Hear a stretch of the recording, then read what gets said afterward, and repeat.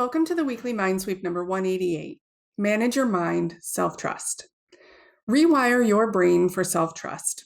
The day I planted my feet and found my voice. There was a time when our microphone felt like a fire alarm. I vividly remember my first podcast interview. The moment it ended, it was as if I had blacked out and come to, wondering what I had actually said. Later, when I listened back, I was stunned. It was my voice, speaking things I truly felt and believed, with no recollection of saying them so coherently. That eerie disconnection reminded me of the same fear and doubt I once carried as a wedding photographer, staring at my camera bag of possibilities and wondering if what I produced would be good enough. If you'd asked me to describe public speaking then, my answer would have been simple: threat. My palms would sweat, my knees would shake, my chest would tighten. And then came Project Empathy at the Hopkinton Center for the Arts. This was the turning point. The night of the first show, I stood backstage, heart pounding, listening to the low hum of the crowd. My brain started its loop. What if your voice shakes? What if you forget all of your words? What if they can tell you didn't do enough? But then the lights hit, and I did three things. Planted my feet, exhaled longer than I inhaled, and spoke the first sentence I had practiced. My voice wobbled at first, but then it steadied. My breath found its rhythm, and my nervous system logged a new line of code. We did this. We didn't die. We can do it again. I wrote about this experience back in the weekly MindSweep number 92 on the theme of failure. Rereading it now, I can see how much of my early journey was spent looking outside of myself for answers and reassurance. That night marked a shift and was the hinge moment that swung open new doors. Podiums for Leadership Metro West, live commentary for the Sudbury Chamber of Commerce, and that kind of stand up and speak opportunities that I used to avoid. The fear didn't vanish, but the evidence changed. What actually changed in my brain, and can in yours? Self-trust isn't a personality trait. It's a circuit. It's a relationship between the amygdala, which is the alarm bell, danger, the insula, the interoceptive dashboard, which is your heartbeat, your breath, and gut sense of what's right for me, your prefrontal cortex, the planning and meaning maker, we've prepared, here's what matters, and the anterior cingulate, conflict monitors that update the plan without panicking. Before Project Empathy, my amygdala was in control.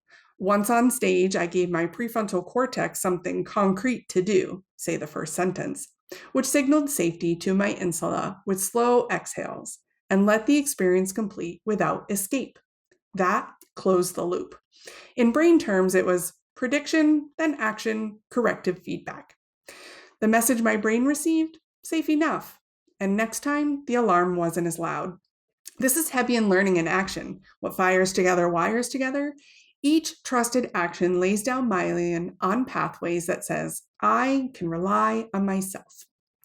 Ready is a myth. Initially, I believed that confidence was something you cultivated before you stepped onto the stage. If I prepared enough, rehearsed enough, and polished enough, surely at some point I'd feel ready. But that moment never came.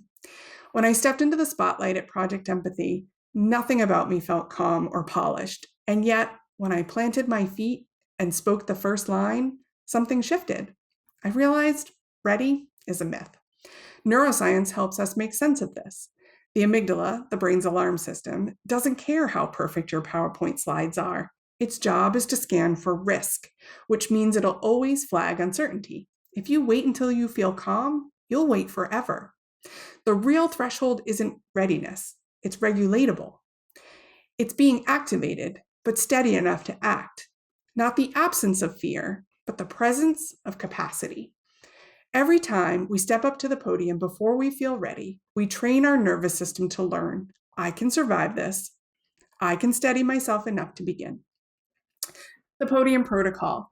That night gave me a set of anchors that I still use, and I call it my podium protocol.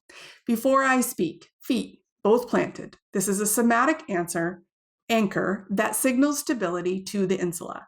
Breath, a 4-count inhale and a 6-count exhale times 3. This is a vagal brake on the alarm system. And one line, I memorize only the first sentence and the closing line. This gives the prefrontal cortex rails to run on. During speaking, the triangle of attention, feet, breath, and a friendly face, and I cycle through them. Micropauses, the commas that you can hear. This buys the prefrontal cortex a beat, and it can also calm the room. Meaning over polish. Speak to the one person who needs it. This shifts the amygdala from me under threat to us in connection. And after a 30-second debrief and no more, one thing that went well, one tiny improvement, one thing you can name without fixing. This locks in the learning without spiraling into perfection. How that one night translated everywhere else. That single moment at Project Empathy became a template for me. Leadership Metro West, now there's rooms of panels and podiums and rooms of leaders, and I don't wait to feel confident. I use the protocol, run the rep, and I let the confidence catch up. The Sudbury Chamber of Commerce Parade, a live, unscripted commentary in front of hundreds of people. The same body sensations showed up, and the same anchors worked. Within minutes, my voice settled.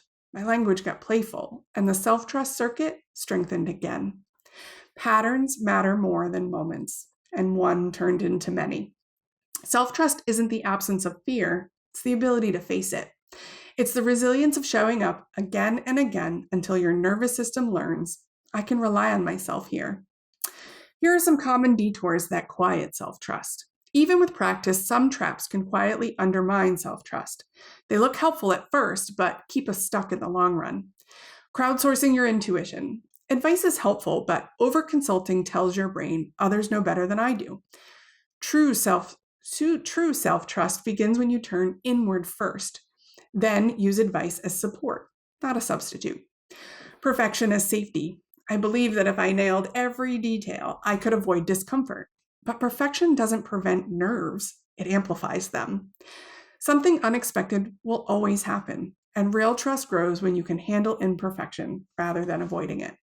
And adrenaline as a plan. I once believed I did my best work under pressure, but living on last-minute adrenaline trains your nervous system to associate panic with performance. Over time, it makes calm effort feel impossible. Self-trust grows through steady reps, not chaos. These detours offer short-term relief, but block long-term growth. Instead, train your small, repeatable trust reps. They don't look flashy, but they're what builds the muscle. And if you're neurodivergent, this matters even more. Many of us grow up being told, directly or indirectly, that our way of sensing, deciding, or expressing were too much, too scattered, or wrong. That wires the alarm system to overvalue other people's templates and undervalue our own. Self-trust reclaims authorship. I can design a process that works for my brain, and it still counts. One of the biggest misconceptions about self-trust is that it means doing everything without support. And that's not how our brains or our businesses work.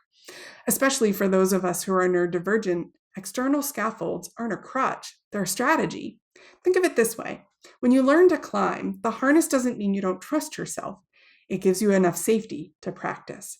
Over time, the muscle builds, the movements get smoother, and you rely less on the harness. But without it, you may never have climbed at all.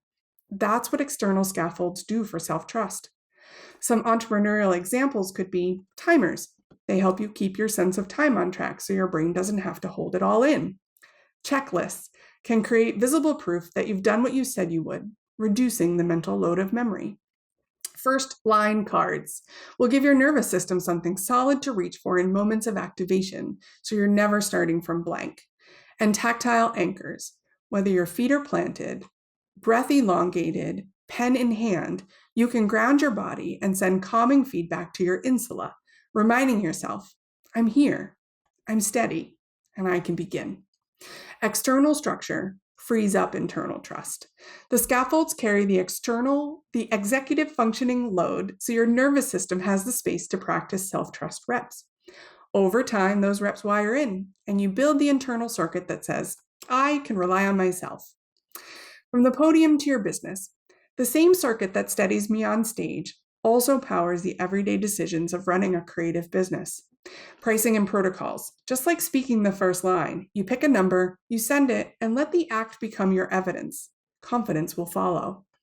Boundaries. Every no or yes is a podium moment. Your body might react, but delivering your answer clearly adds another rep of trust. Launching. Publishing a version 1 of your idea is like taking your first step. The nerves fire, the doubts pile up, and you do it anyway. Over time, your system learns, I can stand here, imperfect, and in motion, and still be okay. Self-trust is the infrastructure of creative business. It's not something you wait to feel before acting. It's something you grow each time you step up, take a breath, and deliver your line. In the end, whether it's standing behind a microphone, sending a proposal, or saying a straightforward no, the mechanics are the same. Self-trust is not a gift you are born with. It's a circuit we strengthen through practice. Each time you regulate enough to act, you give your nervous system new evidence. I can do this. I can rely on myself here.